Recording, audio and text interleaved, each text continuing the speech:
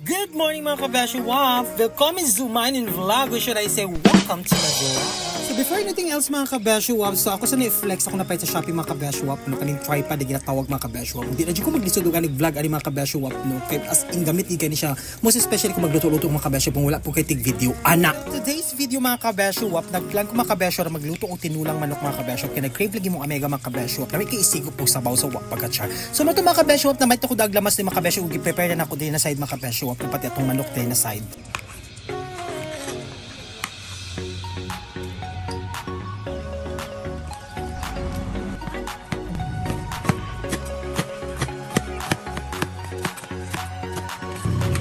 Ako po sa gulag sa yuti mga kabesyo na actually namin siya sa gulag kabesyo papayas na kay since ko oti kapayas mga kabesyo so magsayuti lang tanda rin na side so pagka-char. So before anything else mga kabesyo ato ginahin nato na mesa mga kabesyo na bago na po nato gamiton kay para clean as you go down drama anak good para ingon ba langan.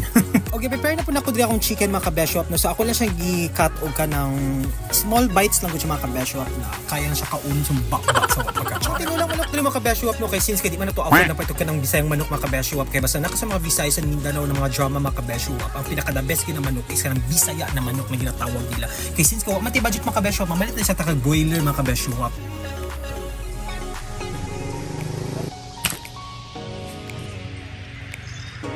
So ayun mga kabesyo wap, so na-prepare na natin itong manok mga kabesyo wap, no, it's time for us to gisa na itong mga lamas mga kabesyo wap, no. So yung anak ginang una na tumbuhatan mga kabesyo, gisa magina ito ng lamas mga kabesyo wap, no, bago na ito na ilunod ang ato ang manok after the vlog. Napoy two ways sa pagluto ani mga kabesyo wap, no, ang uban is ginagisa like akong ginabuhat karon. Napoy uban mga kabesyo wap na imo lang siyang ituson ang lamas no, then ilunod din ang manok. Pero para sa kuan mas the best man pud sa kuan mga kabesyo wap na gisaho ng lamas with mantika and then kaya para mawala gutong ihang lamsa sa manok sa wap pagka-char. So atong takloban mga kabesyo na after 5 minutes ato siyang balikan mga kabesyo wap, no, kay abunda man tri kamunggay mga kabesyo wap na anday sa dapin sa kalsada mong kamunggay di mga kabesyo wap, mao gining perks mga kabesyo basta naka sa mga province sometimes kina pangayon ng mga tatong ang mga gulay kada magyatanong gud di mga kabesyo wap, so di mo angay mamalit di ba. So yun mga kabesyo wap, so nagbukal lang ato ang manok di mga kabesyo wap, no, so ilunod na nato lang ang ilunod mga kabesyo wap. So before nothing else of course ato siyang timplag pangpalasa mga kabesyo wap kay para lami atong siko.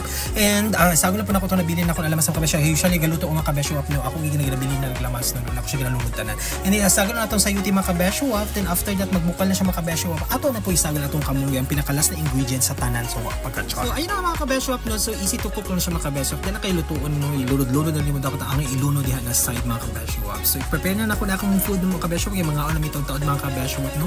Tapos parisan po na ako na shake ka ng bulad mga kabesyo wap, di kabalo ba ka kabesyo wap kung sometimes kung ka na magsabaw-sabaw talami kay ka siya parisan og buwad so wap pagka-char, no. Perfect it kay combination ng buwad ug kaning sabaw. Finally mga kabesyo wap, mga onday tanan yung mga kabesyo wap, ug dahan salamat sa tanan. Bye!